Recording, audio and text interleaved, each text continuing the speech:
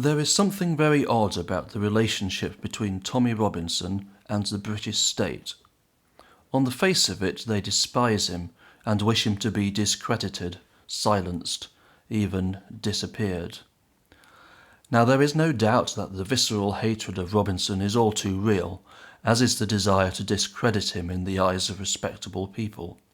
And yet, for all the obvious effort put into dealing with him, if they really do wish to render him silent or invisible, their efforts appear peculiarly ineffectual. The pantomime of arresting him at airports and whisking him off to jail, the theatre of accusing him of being a terrorist, the constant name-dropping in Parliament and in the media, this is a strange way to set about making someone just go away. Which begs the question, is the regime for real in their war against Robinson and merely incompetent in their execution? Or is it all a charade, a hullabaloo that Robinson is permitted to survive because he performs a function that is actually useful to his purported enemies? The media have an irritating attachment to pointing out that Robinson is not his real name. Why do they do this? Obviously it is intended to cast doubt on his integrity, but the purpose behind that is that it renders him a blank canvas on which they can paint a certain approved narrative. Because of course, in essence, Tommy Robinson is not so much a flesh and blood human being, but rather a character in two competing mythological frameworks. One myth invented by himself long ago to pursue his own agenda, the other competing mythology cultivated assiduously over many years by the British establishment. I don't doubt that Robinson's stated purpose was, in the beginning, genuine, nor do I see any reason to think he doesn't mean what he says, but things have moved on a great deal since his early days as a hooligan-cum-activist. He has acquired a degree of notoriety with all that this entails. He receives considerable funding related to his activities.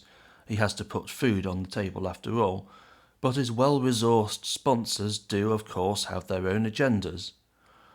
Whether or not Robinson himself is fully in agreement, at the end of the day, he who pays the piper calls the tune.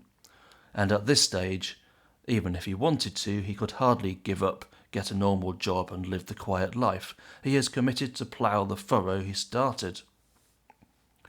The mainstream media, to state the obvious, do not support Robinson's agenda, but to them he has a different value as an ever-ready, convenient go-to bogeyman, an easy shorthand for all that is beyond the pale.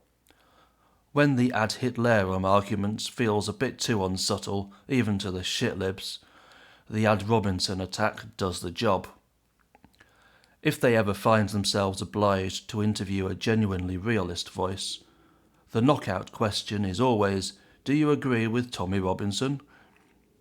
There is no way of answering this which does not immediately render one either a pariah, a snivelling cuck, or both to different people.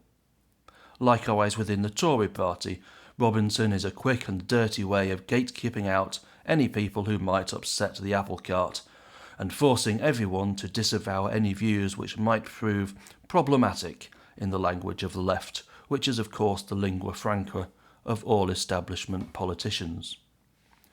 Likewise, we can be certain that the intelligence services keep a close eye on Robinson. We might wonder, is he being used by them as a kind of magnetic filter to attract and identify further individuals of interest? Does becoming close to Robinson or being too vocal in support for him lead to one being placed on some sort of list? This may well be the case regardless of his active cooperation or lack thereof. But there is something more to this at the moment. Witness the furore over Elon Musk's support for Robinson. Hear the rumblings of the EU machinery preparing to use this as a pretext for advancement of their particular brand of tyranny. Take in the odour of Farage's feet being held to the fire over the same issue. Could it be that the establishment have spent years setting up, one might say grooming, Robinson for just this purpose? To be the final boss booby trap against the possible rise of someone who might threaten the established order. be it a milquetoast dissident like Farage or someone genuinely revolutionary. Has Robinson been deliberately filled with Semtex and deployed as a landmine, which any would-be leader of an aspiring new elite must negotiate at their peril?